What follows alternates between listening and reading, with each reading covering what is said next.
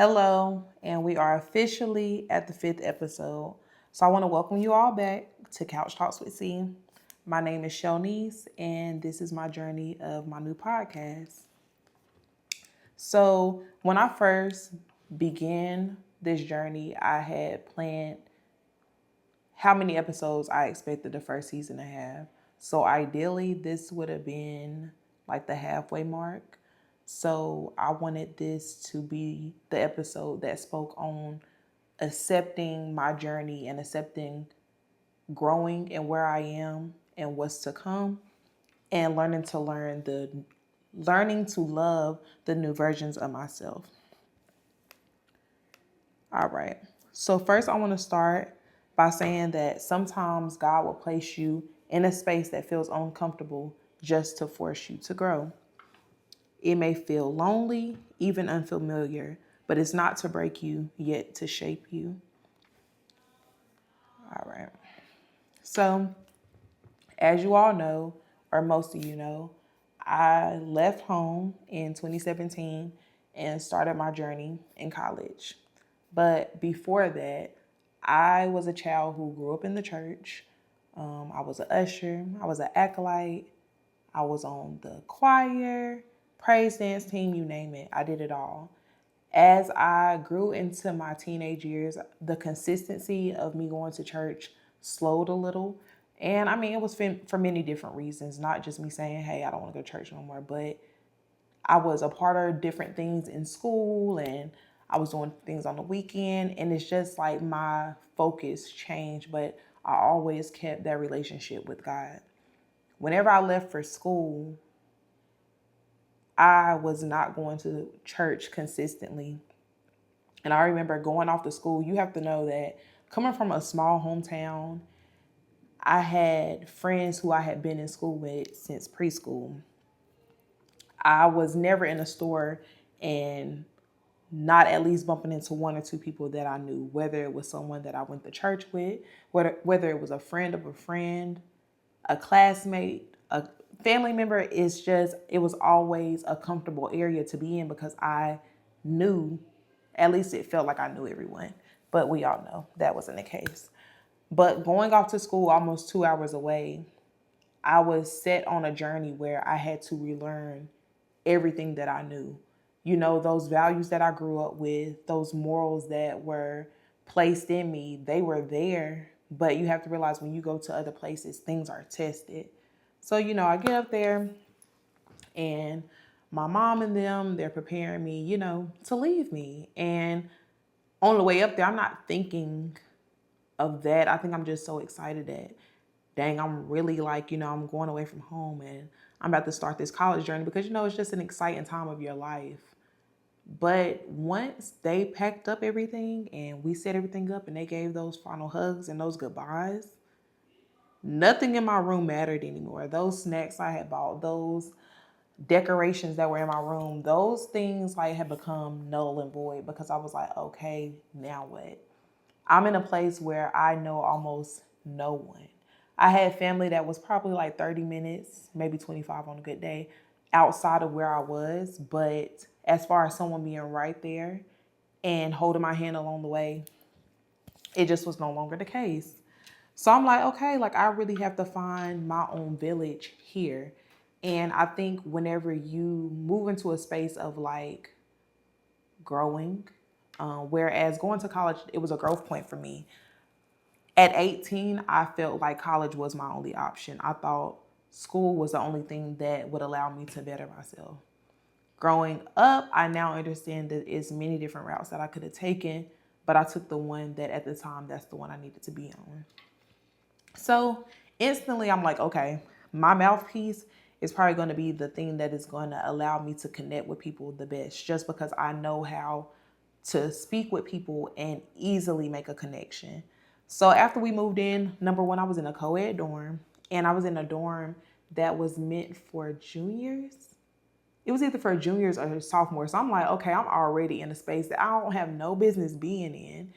And so I remember it was like not a mixer, but like some type of like welcoming the freshmen on campus. And one of my friends, She stayed across the hall, and y'all, let my college friends, or let me just say my friends, let's take away college friends. Let my friends tell it. I forced them to be my I forced them to be my friend, which I did not, but I was set out on making sure that I created a healthy village away from home because leaving school was not an option for me. So, like the first night on campus, I became friends with a girl who I now consider one of my sisters. And I remember before going off to college, my uncle was like, "Hey, Cece," he was like, "I want you to make sure that you and my cousin, y'all get together, y'all look after each other, y'all are both going to Central and so forth." And so I'm like, I'm just not a person that's gonna force a friendship or well, despite what my friends may tell y'all, but I'm not a person who's gonna like force a friendship to just happen. So I think I took the number down, but I think I put it in my notes. And I was just like, okay, like I'll reach out to her, but in the back of my mind, I'm like, I'm not. And so this is like down the road.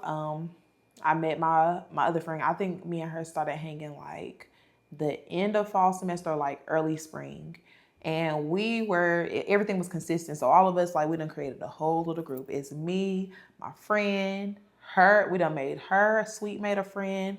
My other homegirl and her suite mate. Like, we had a whole family going on for real. And so one day we're all chilling in the room and I'm on FaceTime with my uncle and he's like, "Cece," he was like, "That's my cousin," or either my friend. She was all on my phone. I'm like, "Dang, like, girl, give me some space." And she like, "That's my cousin." I'm like, "Girl, you so messy." No, it's not. And she was like, "No, for real, that's my cousin." And so I'm looking, I'm like, huh? So my uncle was like, "That's who I was telling you to hang out with all along."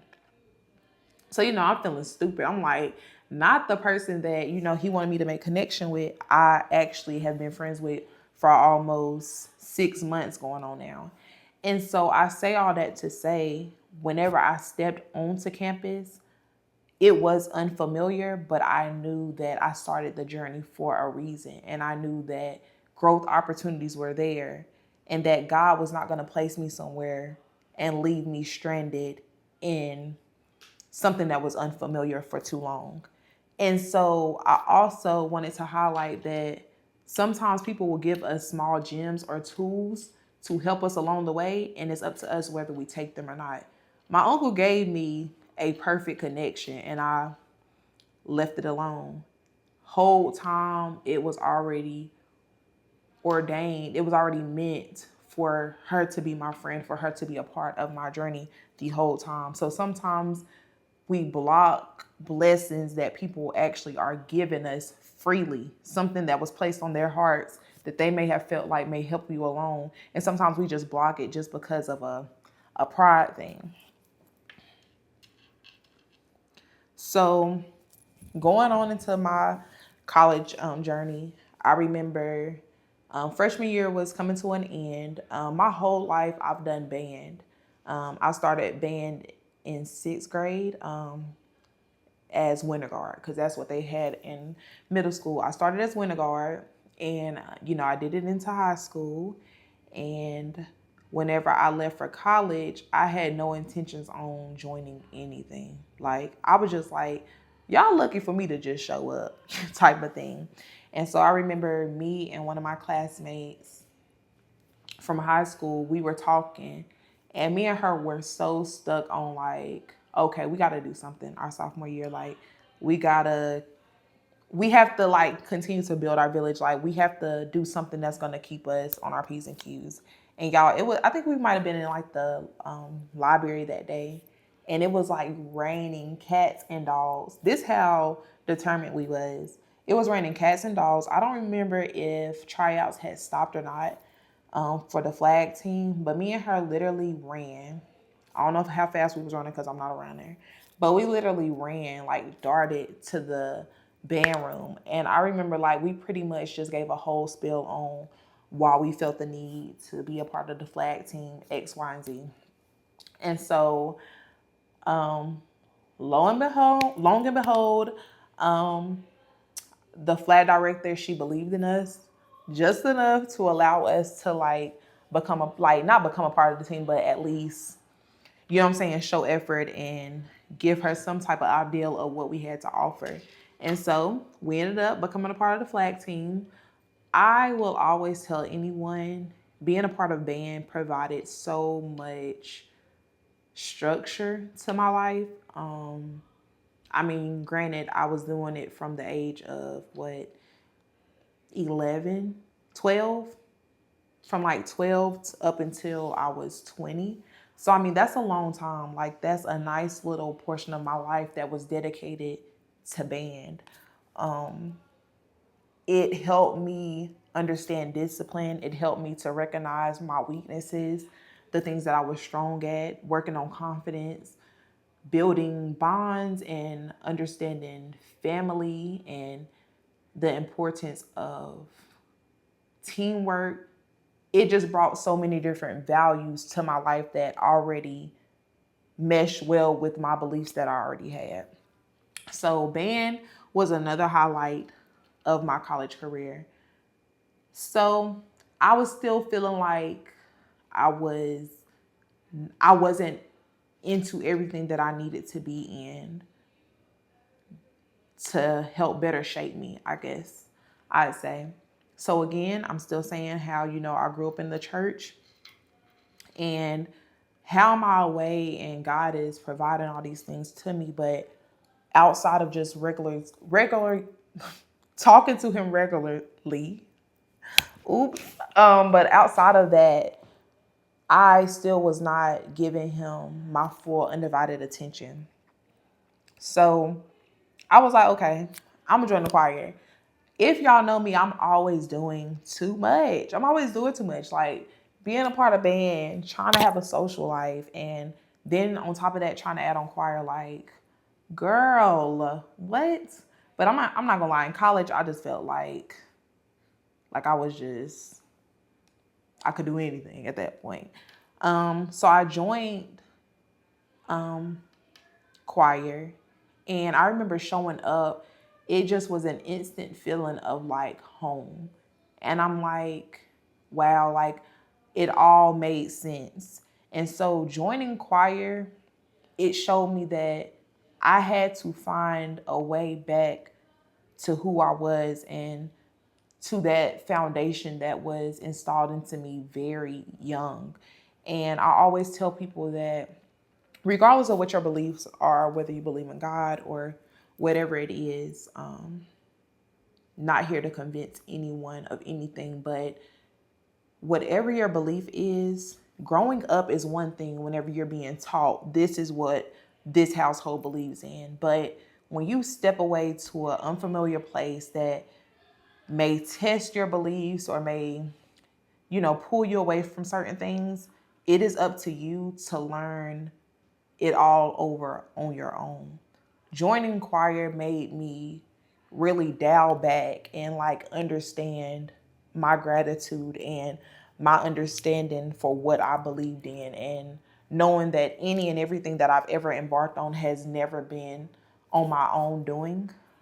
Because if it was up to me, I mean, half of the things that I've done probably would have never been achieved, because strength just does not come from myself alone. And, you know, I don't know, music is very important to me. I think I focus more on lyrics and how, the melody itself speaks to like me. And being a part of choir, I found a lot of nights where like I would be listening to a song and it would just correlate so perfectly with where I was in that moment. And it really helped push me through some of the hardest times that I went through in college, because I was lost. I was so confused. And I'm not going to say that I was in a state of depression, because I think we easily throw that around, but I think I was just at a low. And lows are not always negative. I just think I was at a low because I was having to find myself.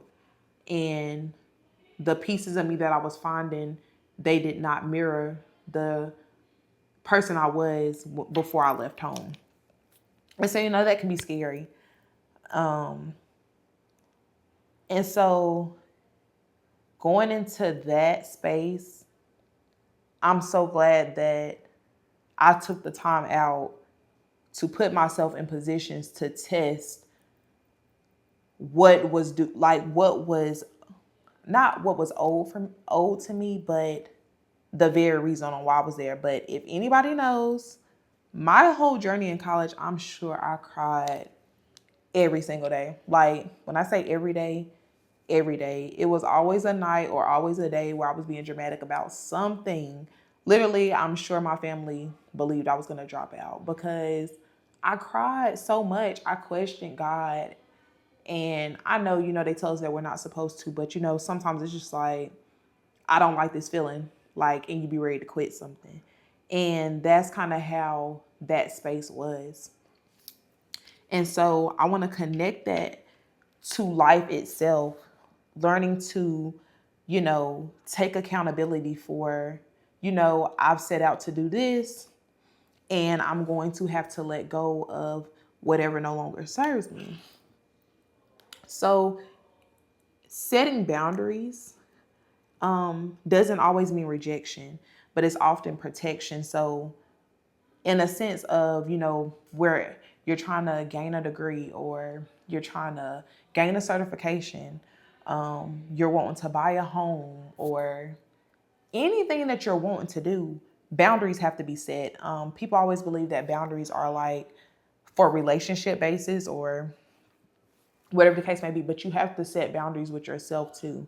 Whereas if I'm buying a home, I know that I cannot make a big purchase within the same year because that will, mess me up for what I'm trying to purchase. Or if I'm trying to gain a certification, I know, hey, like you're going to have to cool out on watching TV for 2 hours at one time, or you're going to have to give yourself at least a nice 8 hours of sleep every day to make sure that whenever you show up to class that you're fully, alert. Whatever the case may be, boundaries have to be set within yourself also whenever going through growth periods.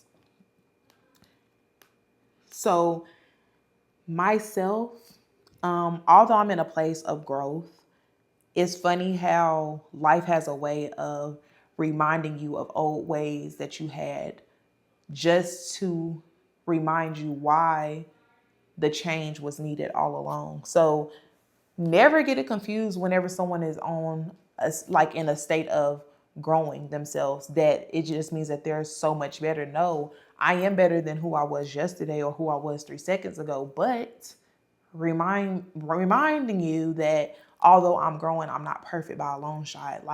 And I'm still going through a tug of war with my old self. And sometimes people get it confused that, it's like a thing against them. I'm not in a tug of war with you. This is a whole war with me and my old self. I'm working on a better me. I'm not trying to convince you of anything. This is a me battle type of thing. So that's just me stating that, although I'm outgrowing the old version of myself, doesn't mean that patterns won't try their way to creep back in. So I want to focus on accountability and self-reflection. So taking accountability for things that I've once allowed to dim my light or reshape my responses in ways that I don't agree with. Although, we can speak on like the cause and effect. If I have a thing of dominoes right here and I hit one, I know that that is going to affect the ones after it to fall. So me pushing one caused them to fall, which then, what I'm saying, it created a whole effect. So if I'm in a position and I'm like, okay, I want to do this, and whatever this is, we're going to say, I want to start my own business. But I go and I place myself with people who are wanting to keep me stagnant or in the same place. I'm going to put myself in a position that I really could avoid just by simply removing myself. So yes, although if I go and put myself there, their actions may cause me to lose the opportunity of opening this business, but I also have to take accountability that I had no business placing myself there in the first place, because I know what my goals is already set out for. So understanding that staying places too long will cause more harm than good. Whenever I say that, staying somewhere that you know is not good for your growth too long will cause more harm than good. And we know that, and we continue to do it expecting a different outcome. And I think that is the craziest thing on God's green earth. But I've done it multiple times. And, like they always say, a hard head creates a soft bottom. And I've learned that the hard way. Just believing that, okay, although, this isn't the best, it doesn't have the best interest for me, I'm just comfortable. Like, it just makes sense here. No, it doesn't. Let it go. Let it go. Like, you have to want to grow. You have to want to be a better version of yourself. No one else can convince you of that or how important it is but yourself. But just understand that everything is a season, and you have to let go. Like, just pay attention to the seasons. Like, we're sitting here, we've been in summer, but fall is on its way. And when fall comes, the leaves fall and a new becomes like, well, you go through fall, then you go through winter, whatever, it gets ugly. But then the springtime comes back around and everything rebirths itself. And it's just a constant change. And that's how life is. Like, you'll never be the same version of yourself through different seasons. And if you are, it's a problem. Like, you should not look the same in spring, in summer, in fall and winter. Each season should be a rebirth of who you are. Understand that accountability isn't shame, but it's ownership. And ownership gives you power to shift your direction. So learn that taking accountability for your own actions or things that may have caused your growth to be stunted is not something to be shameful about. It's not something for you to hang your head low. Like, it's just a way of, okay, I did this, and if I do this, I can put myself in a better position.